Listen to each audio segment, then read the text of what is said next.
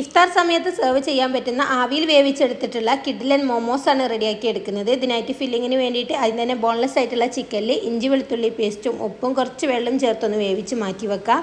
ഇനി ഇതിലോട്ടുള്ള മാവ് റെഡിയാക്കി എടുക്കാനായിട്ട് മൈദയിലോട്ട് കുറച്ച് ഉപ്പും അതുപോലെ തന്നെ 1 ടീസ്പൂൺ ഓയിലും ചേർത്ത് കുറേശ്ശെ വെള്ളം ഒഴിച്ചിട്ട് ഒന്ന് കുഴച്ചെടുക്കുക. നല്ല സോഫ്റ്റ് ഡോ ആക്കി മാറ്റിയെടുക്കണം.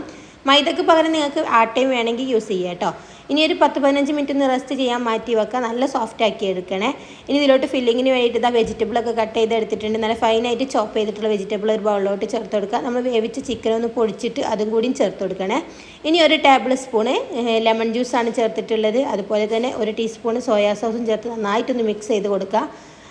ഓൾറെഡി നമ്മൾ ഉപ്പ് ചേർത്തിട്ടുണ്ട് ചിക്കനിൽ, അപ്പോൾ പിന്നെ സോയാ സോസിൻ്റെ ആ ഒരു ഉപ്പൊക്കെ മതി. ഇനി നമ്മൾ എടുത്തിട്ടുള്ള ആ ഒരു ഡോ ഇല്ലേ, അത് അത്യാവശ്യം വലുതാക്കിയിട്ട് തന്നെ കട്ടി കുറച്ച് പരത്തി എടുത്തിട്ട് ഇതേപോലെ റൗണ്ട് ഷേപ്പിൽ കട്ട് ചെയ്തെടുക്കുക. അപ്പോൾ ഒരേ അളവ് കിട്ടാൻ വേണ്ടി ഇതേപോലെ റൗണ്ടിലുള്ള എന്തെങ്കിലും ഒരു അടപ്പ് യൂസ് ചെയ്താൽ മതി. അപ്പോൾ ദാ ഇതിൽ ബാലൻസ് വരുന്നത് എടുത്ത് മാറ്റിയിട്ട് വീണ്ടും നമുക്ക് പരത്തിയെടുക്കാം കേട്ടോ. ഇതിലോട്ട് നമ്മൾ നേരത്തെ റെഡിയാക്കി വെച്ചിട്ടുള്ള ഫില്ലിങ് വെച്ച് കൊടുക്കുക. അപ്പോൾ എല്ലാത്തിലും ഫില്ലിങ് വെച്ചിട്ട് നിങ്ങൾക്ക് ഇഷ്ടമുള്ള ഷേപ്പിൽ മൊമോസ് റെഡിയാക്കി എടുക്കുക. ഞാൻ ഈ ഒരു സിമ്പിളായിട്ടുള്ള മെത്തേഡിലാണ് കേട്ടോ മൊമോസ് റെഡിയാക്കി എടുക്കൽ. എനിക്ക് ഒന്നുകൂടി എളുപ്പമായിട്ട് തോന്നൽ ഈ ഒരു രീതിയിൽ ചെയ്തെടുക്കുമ്പോഴാണ്. നല്ല സിമ്പിളാണ്. ഒന്ന് ക്രോസ് ആക്കിയിട്ട് മടക്കി കൊടുക്കുക. എന്നിട്ട് ഇതേപോലെ നമ്മളൊന്ന് പിടിച്ചു കൊടുത്താൽ മതി കേട്ടോ. അപ്പോൾ ഈ നന്നായിട്ട് പ്രസ്സാക്കിയിട്ട് ലോക്കാക്കി കൊടുക്കാൻ ശ്രദ്ധിക്കണേ, അല്ലെങ്കിൽ വിട്ടു പോരാനുള്ള ചാൻസ് കൂടുതലാണ്. അപ്പോൾ നമ്മൾ ഓയിലാക്കിയിട്ട് പരത്തിയെടുക്കുന്നതോടെ തന്നെ ഒട്ടിക്കിട്ടാൻ കുറച്ച് ബുദ്ധിമുട്ടായിരിക്കും. അപ്പോൾ കുറച്ച് വെള്ളമാക്കിയിട്ട് ഒട്ടിപ്പിച്ച് കൊടുത്താൽ മതി. ഇനിയൊരു ആവിച്ചമ്പിൽ വെച്ചിട്ട് നമുക്കിതൊന്ന് ആവി കയറ്റിയെടുക്കണം. അപ്പം ഹൈ ഫ്ലെയിമിൽ വെച്ചിട്ട് 10 മിനിറ്റ് കുക്ക് ചെയ്തെടുത്താൽ മതി. അതിൽ കൂടുതൽ കുക്ക് ചെയ്തെടുത്താൽ ഹാർഡായിട്ട് പോകും കേട്ടോ.